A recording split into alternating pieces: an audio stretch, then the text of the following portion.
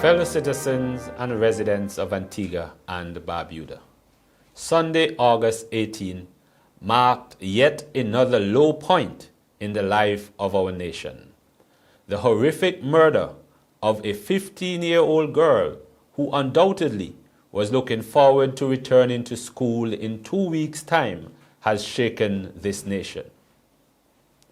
It was the second throwaway of a teenage girl in 2 months, and it was the third murder since August began, bringing the total to 10 so far for 2024.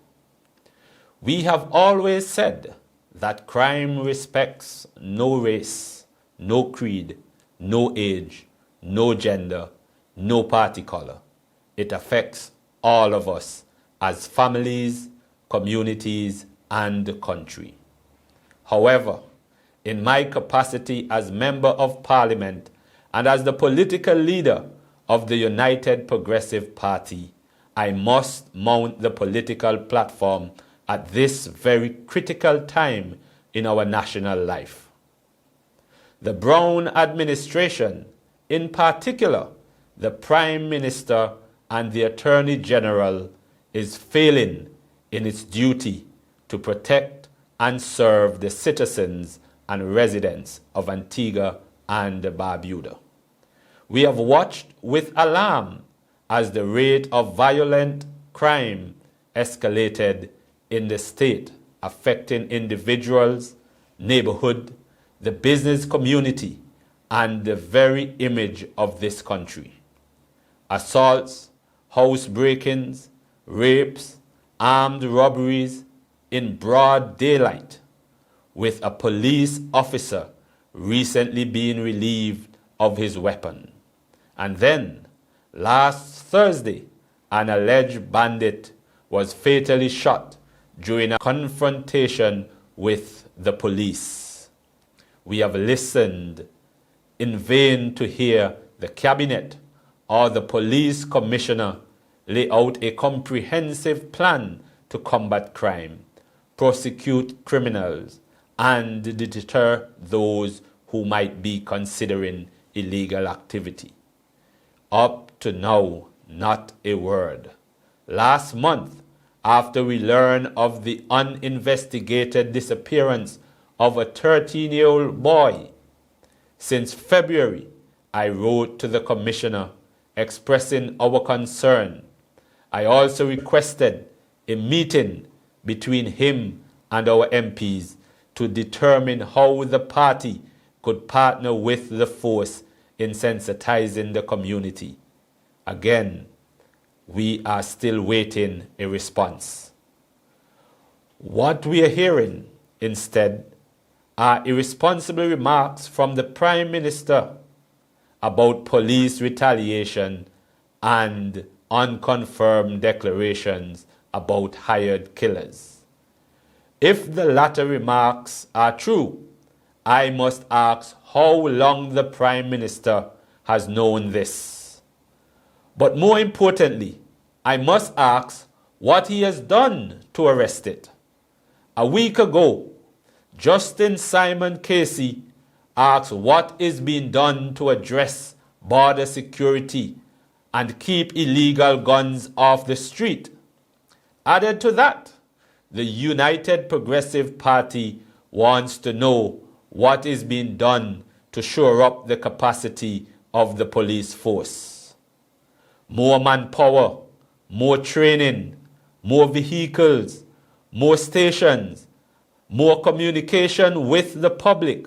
All these are desperately needed. In fact, they are long overdue. And we need to hear and see the outcomes of all these so-called investigations that police claim they are undertaking. Communities need to be made safe. Almost every neighborhood needs clearing of overgrown bushes.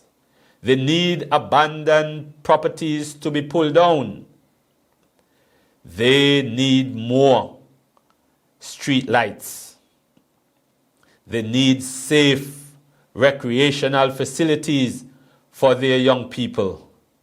they need professional counseling for the victims of crime. And importantly, they need a greater and sustained police presence day and night. The people, especially in the urban neighborhoods, feel neglected by the authorities. They feel their safety and security are less important to the police, and yet they are paying taxes for services they do not receive. Rising crime affects us all. Let me repeat, an increase in crime affects all of us. Crime deters foreign and local investment.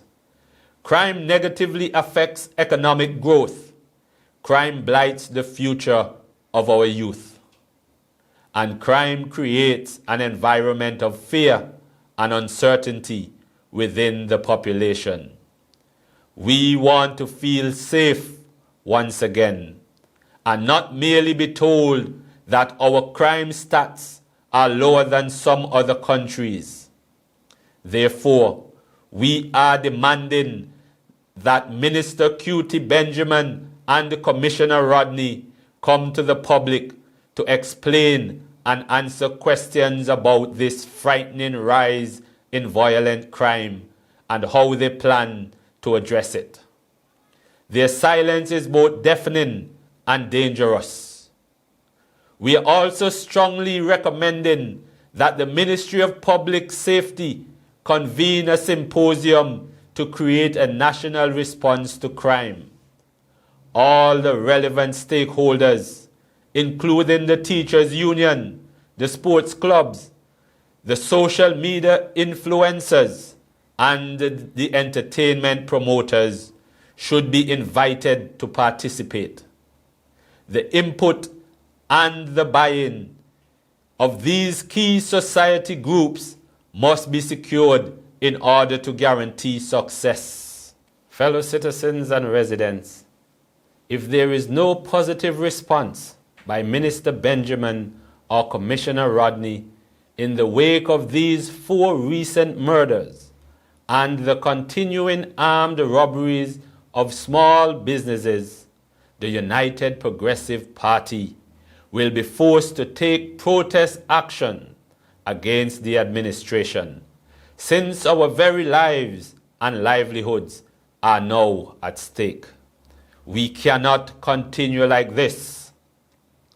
I am UPP political leader Jamale Pringle, extending heartfelt condolences to the victims' families and imploring all citizens and residents to remain safe.